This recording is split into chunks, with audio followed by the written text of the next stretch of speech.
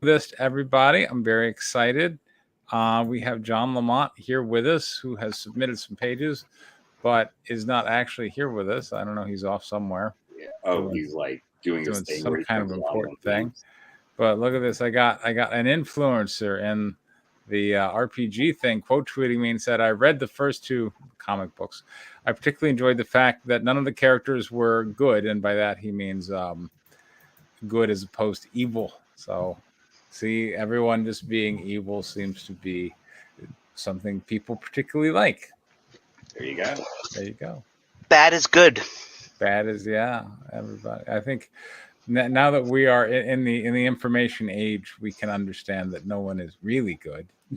Everyone is very base and selfish, but they have different points of view, and you just choose the point of view which is somewhat in line with where you want to go. And other people will go, but yeah, that person is bad. You go, yes, and yeah, that's our world. So there we go. And for that, we have Blood Feud, where I don't really know that a whole lot of those characters are particularly good either. They're not. Yeah. They're So, not. You.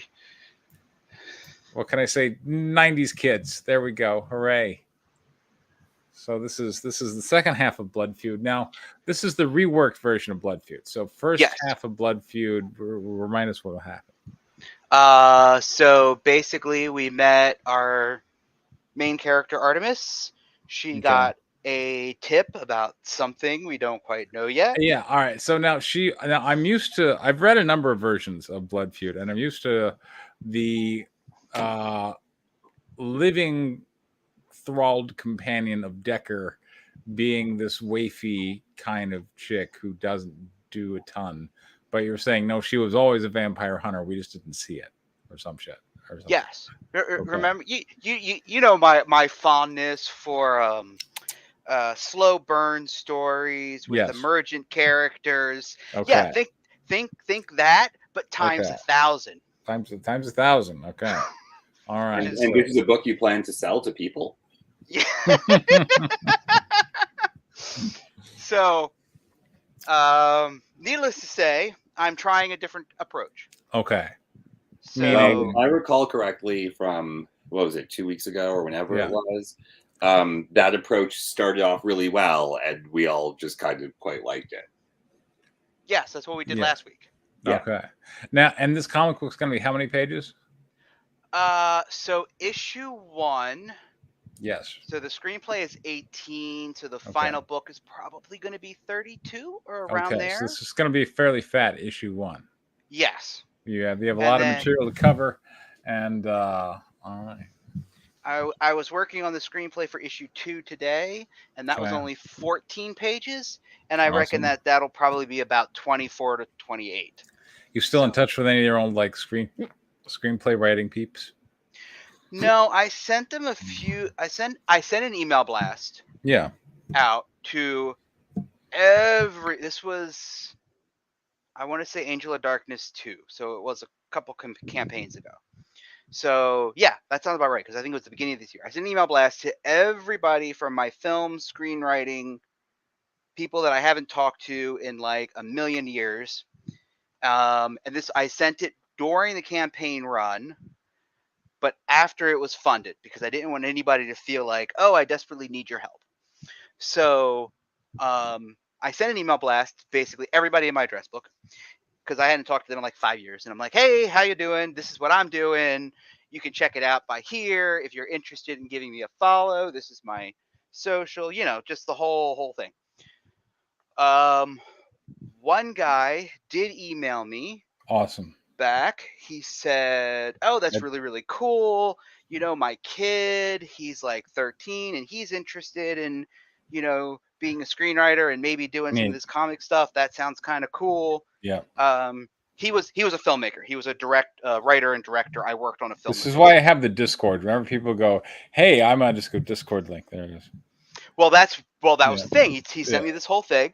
So I emailed him back and I said, here's the Discord link. This is what we do. You're welcome to join. Yeah. Oh, and of course, because these are all LA people, I'm like, oh, and I do want to forewarn you that we have people of all different political persuasions Sure. in our group. There you go. So if you are in, so I will at least forewarn you about that. Never heard from him again.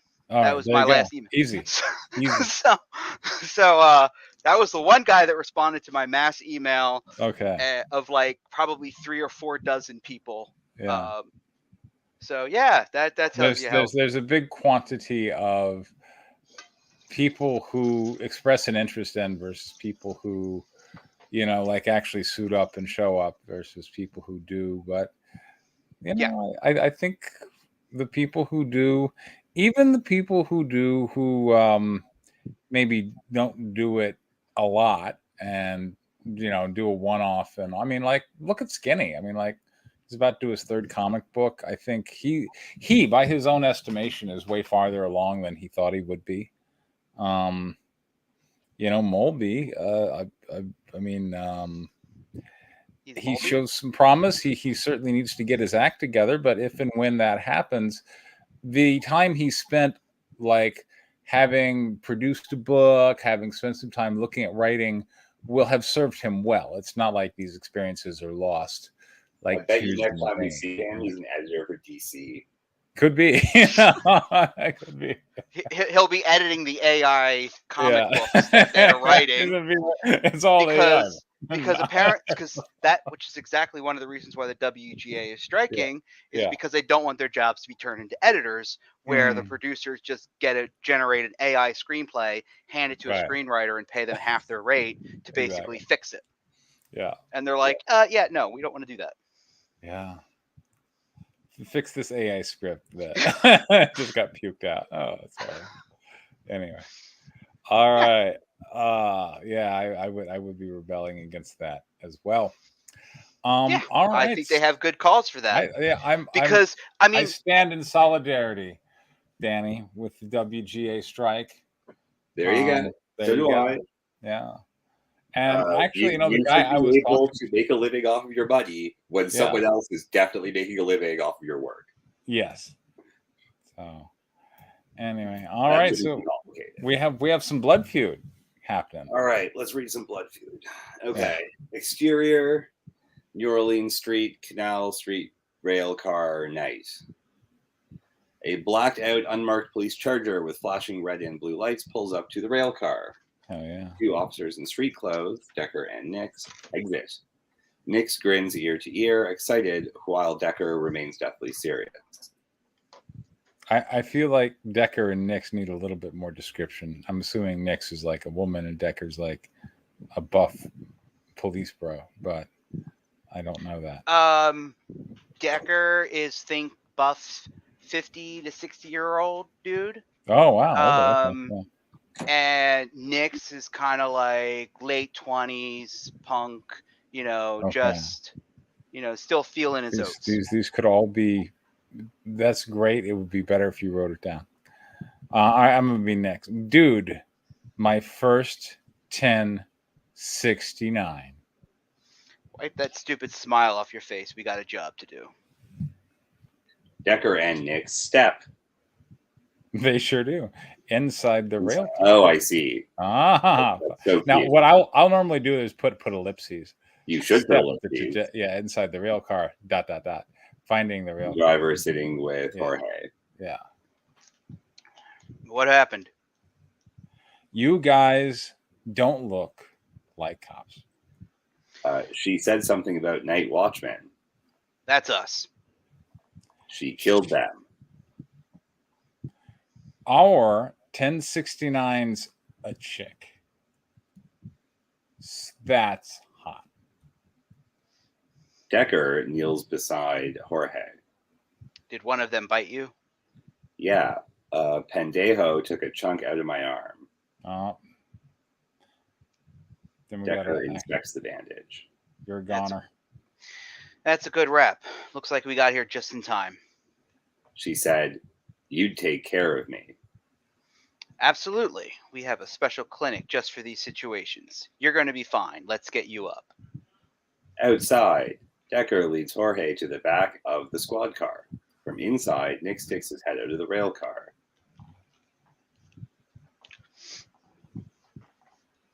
What about the old man? Tell him to go home. Nix disappears back inside the rail car. Decker holds the rear door open for Jorge. Have a seat. Nix returns exits the rail car as it starts moving along the tracks. Now what? First, we Decker stops, sniffing the air. What do you smell? wait here. Come on, man. Keep an eye on him. What if he turns? He won't. Decker walks in the direction Artemis went, disappearing into the night. Interior alley night. Interior alley, John. The inside of that alley. He is in. They are in the alley. They're in the alley. Yeah.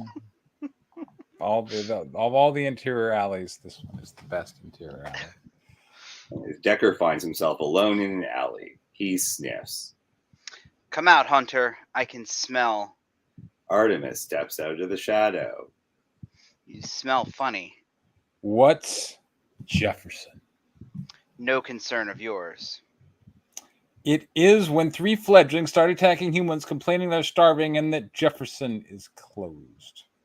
We'll look into it. Do that, Watchman. I'm not here to do the watch's job. Decker draws his pistol. Really? You want to go down? I just saved you from a massive cleanup of bodies. Those idiots could have been on their way to the corner after their appetizer. Decker signs realizes Artemis is correct. Yeah, that's right. A bunch of Aiken revealing themselves, attacking randos. The Baron finds out, heads start rolling or ashing in your case. Decker holsters his pistol. I said I will look into the Jefferson matter. Good. See you around. Artemis turns heel, all right, and marches down the alley away from Decker. There we go. Exterior, Canal Street, blacked out police charger, night. So wait, we're inside the police charger? No, he's out. He's standing outside. Yeah. Okay, so he's all right. Fair enough. Okay. I'm just telling you what direction. Canal Street's very long. Okay. Sure. Nix leans against the car playing a mobile game on his cell phone when Decker returns. Well, Let's go. finally. If I were writing this screenplay, I would not have blacked out police charger because exterior Canal Street night. Nix leans against a blacked out police car playing a mobile game. Like just that. Well, it's the same blacked out car that showed up before, so actually you don't even need it's his car. Okay. Would be Yeah. fine. Yeah, Anyway. that's fine. Decker and Nix get into the vehicle and pull out onto Canal Street. Exterior underpass night. The underpass has a roof. That's closer to interior than your alley. Yes. Nix. Nix, is doing sorry. shit. Nix pulls the police charger to the side of the road under a bridge. It's empty and dark, walls lined with graffiti, litter everywhere. Nix and Decker exit the vehicle, move to the trunk. Nix opens the trunk, then a small case. He takes out a needle and a 300 milliliter bottom labeled pancuronium. You don't have to read that out. 2%, potassium chloride 42%, and sodium pentothal 57%. See, I feel like you inspired this with your potions that have very I specific. very may well have done. Yeah.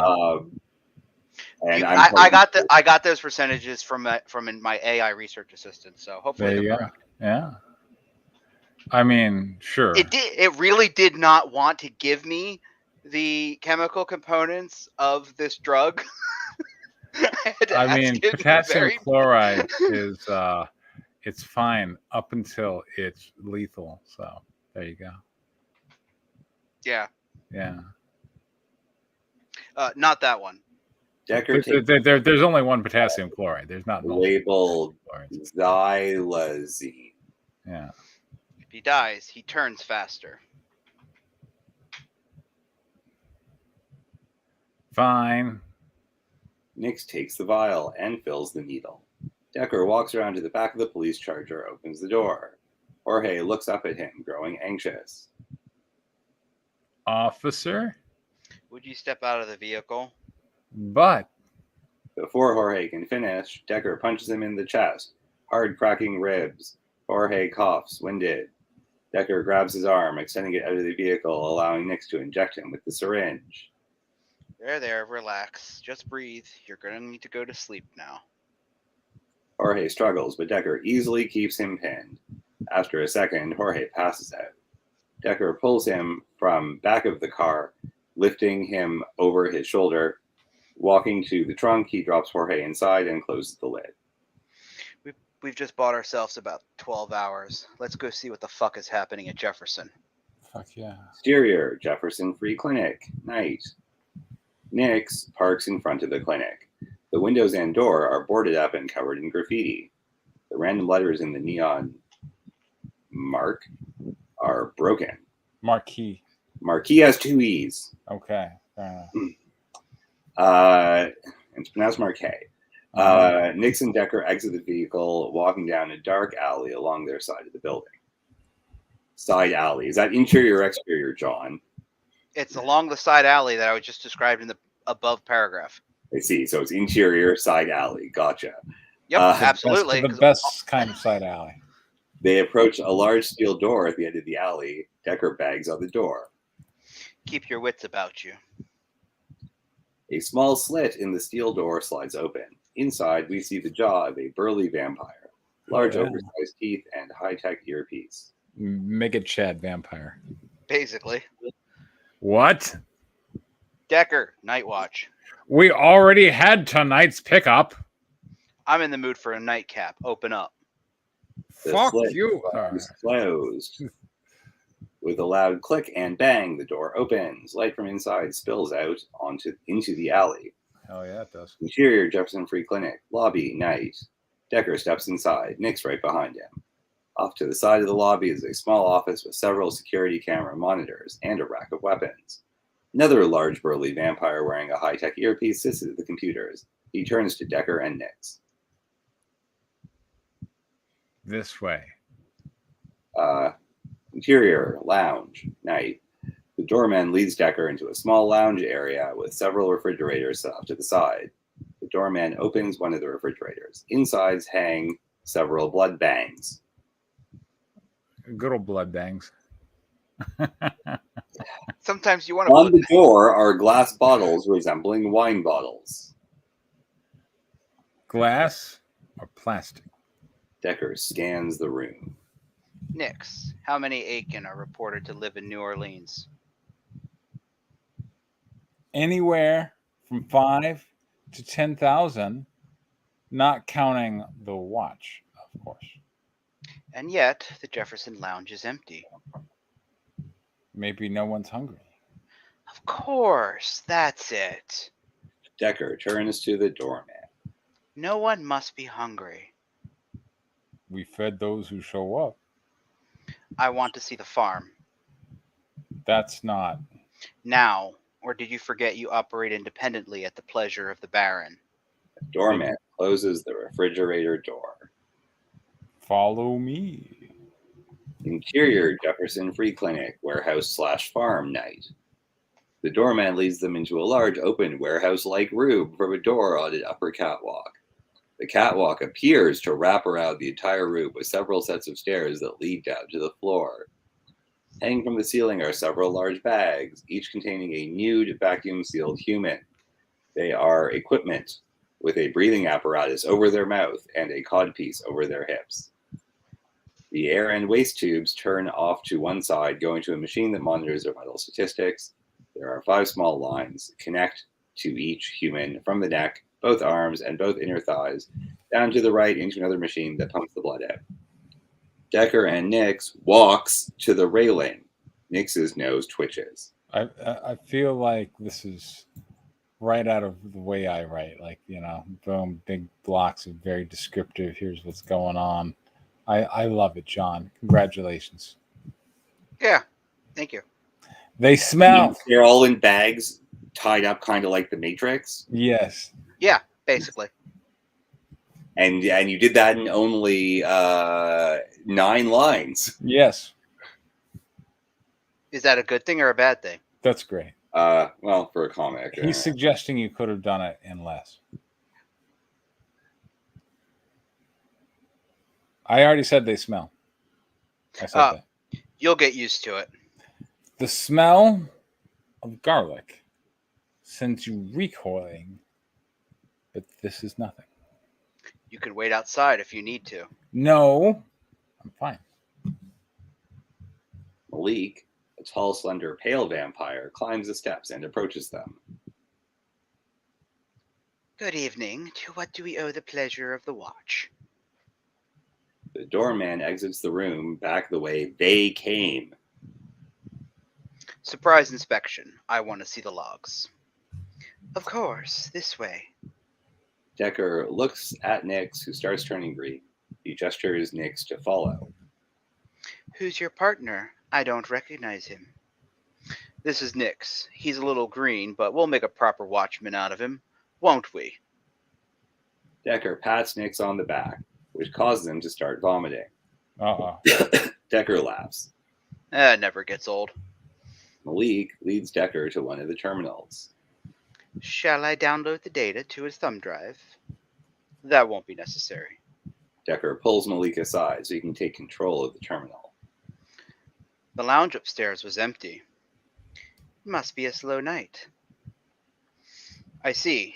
Your data collection logs remain consistent, and it looks like your visitor logs have high and low spikes. Yes, some nights we are full, and others, like tonight, we are not. Nix returns to them. Feel better, kid? I'm fine. Decker turns back to Malik. Everything looks to be in order. I'm sorry to have bothered you. That's not what you wrote. Sorry to have bothered you. Yes, I'm sorry to have bothered you. No bother at all. Shall I walk you out? That won't be necessary. We've taken enough of your time. It's like an Italian.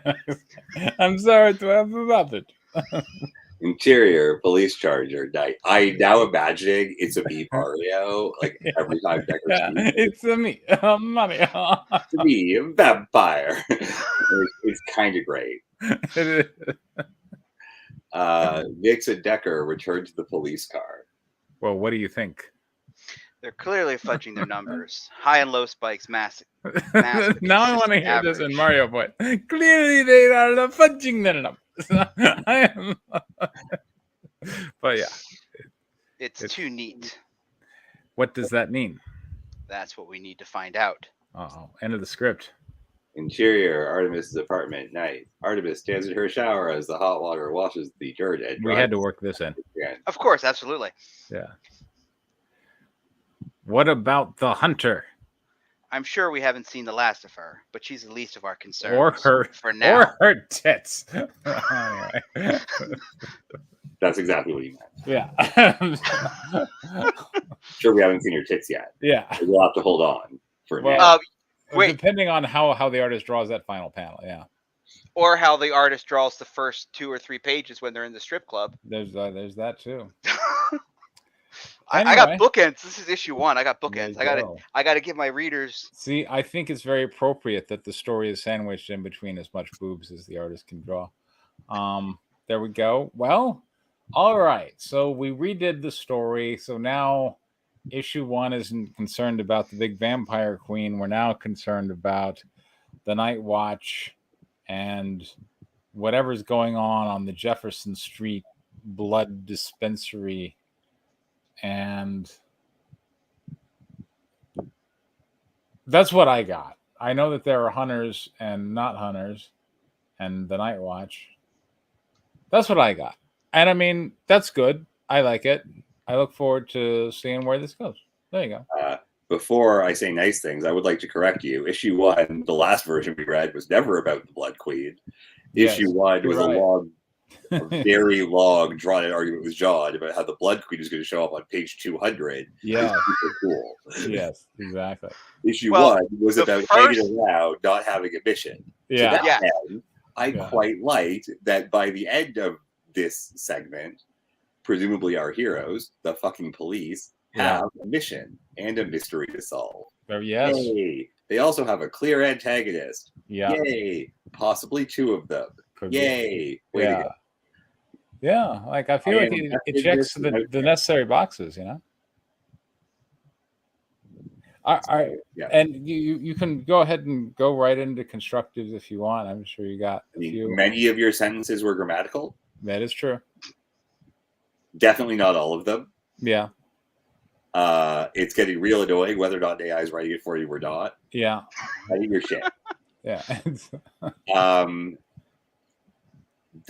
Some of the world building stuff here that was outside of the actual plot was real on the nose and not fun to learn. Like, what's a 1069? Fine, I get it, but like, you know, it's a vampire attack. That's neat. They have a code for that. There's a better way to do that, I'm sure. Same thing as like whatever's going on with the blood warehouse. I mean, it's weirdly ornate. It belongs in the Matrix and not in a gritty vampire book where people rip each other's faces off. And so that stuff was just like, and made me kind of not care about that part of the world building. So I would consider working on that. There you go. Yeah, I don't know that I got a lot of constructives. I think look, I think it's better than it was. This, you know, before, when you had there was some ruckus the Night Watch had to investigate, it didn't feel tied into the plot. It just felt kind of like an action expository block, and you know, that's cool and stuff, but these feel more important. So, you know, I think it's a good change. I don't know that I really got a ton to add. Okay. What do you think, John? Well, I guess I don't see another way around the farm issue when they're actually not allowed to attack or feed on humans. So that's the whole purpose of the farm. Okay, sure. So I don't really know how I can get around that, or at least I don't really understand. Since that's what I was going with, I don't really understand. Danny's there were multiple Underworld movies. I don't know that we ever spent a lot of time answering the question, who's providing the blood for all these vampires? You know, that just happened. It's a medical clinic. It can be open to the public during the day and then open to vampires at night with all the blood they collected. It's not complicated. Yeah, exactly. Yeah, I don't know that yeah, you could even do that in a line of dialogue. It's not that important. Right? As long as people are showing up for medical treatment, the place will be in business. Yeah. Because there will be blood. Yes. So, yeah, I mean, I don't know that you really need to explain the farm all that much. But now, the fact that there aren't vampires there feeding is a good mystery, so please keep that. Yes, that's the whole point. The whole point is I'm reminding you about the good thing that you did.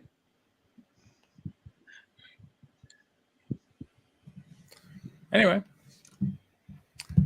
I hopefully next week I'll have some more Palace #5 things. I'm getting some good feedback.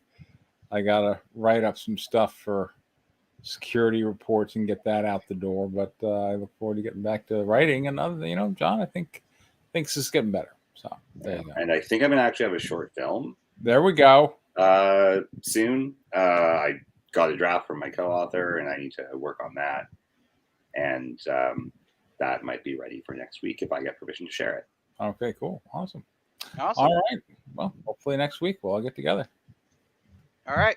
All right, y'all. Take care. Good night, everyone. Good night, everybody. Night, everybody.